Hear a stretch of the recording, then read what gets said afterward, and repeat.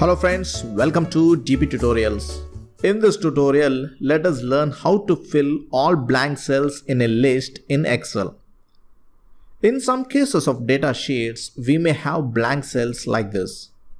And we may need to fill these blank cells with the values of the cells above them. So let us see how to do this in two easy ways.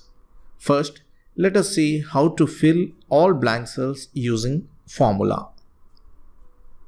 Select all the data in column C, that is from C3 to C23. Then in the Home tab, under Find and Select, click on Go to Special, check the blank option, click OK, press equal to key. Now holding the Ctrl key, press the up arrow button and press Enter. Now you can see that all the blank cells filling up with the values of cells above. Got it, friends? Now let us see how to fill all blank cells using macro. Press Alt F11 to go to the VBA window. Click on Insert to insert module. Now copy the code from here. I have shared the code in the description as well for you, and paste it here in this module.